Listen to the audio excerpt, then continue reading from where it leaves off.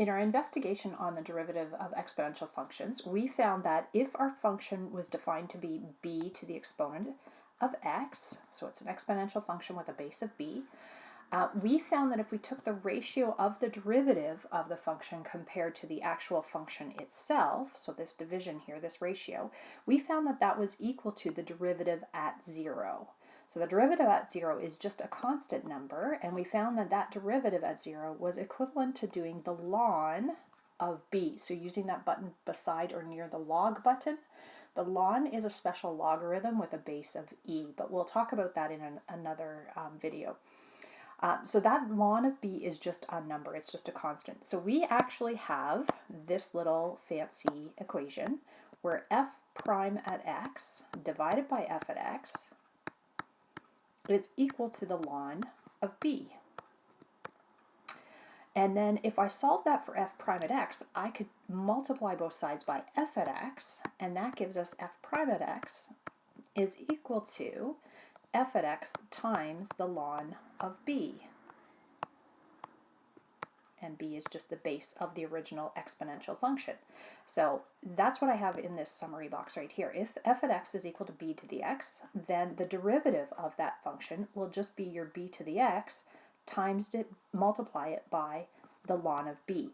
That ln of b is just a constant. That's that vertical stretch factor or compression factor that ended up making the graph look similar to the original function but slightly different. Now, we also figured out that if our base was actually e, or about 2.71, it was its derivative was approximately equivalent to itself. So we're going to talk again later about what that all means in terms of this fancy new letter, which is a constant e, but different video. So let's work with this particular derivative that we have labeled here and differentiate these. So if I have y equaling 6 to the exponent of x, y prime, the derivative, is just going to be 6 to the exponent of x times the ln of 6, which is just a constant. And that's it. That's all we got. If I look at the next one, we've got y equals a half to the x. The derivative would be the function itself times the ln of a half. The ln of a half, or a ln of 0.5. So that's just going to be a number. That's the vertical stretch factor.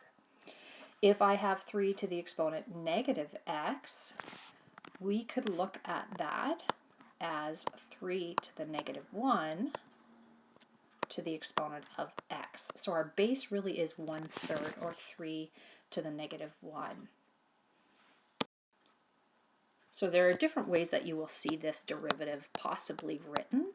The derivative f prime at x would be the original function times the ln of the base, and the base is 3 to the negative 1. You might also see that written as 3 to the negative x times the ln of 1/3, because 3 to the negative 1 is 1/3. But I should have done my other rule first, but that's okay. Or you could use your logarithm rules here. There's a log rule that says that exponent could come down front and multiply everything. So this could also be written as negative 3 to the negative x times the ln of 3. So lots of different ways that you could write that as a possible answer. So be cognizant of that if you're looking up your answers in the back of the book. They might not express it the exact same way, but it doesn't mean it's wrong the way you've done it. All right, the next one I have actually mixed in a product rule. So I've got my two functions, my x squared multiplying my 4 to the x. So when I take the derivative of that, I want the derivative of the first times the second. So the derivative of x squared is 2x, derivative of the first, times the second, plus the derivative of the second, and the derivative of 4 to the x would be 4 to the x, times the ln of 4, times the first. Now, ideally you want to have things in their factored form. So if we look at putting things in the factored form, I do have a factor of x in both.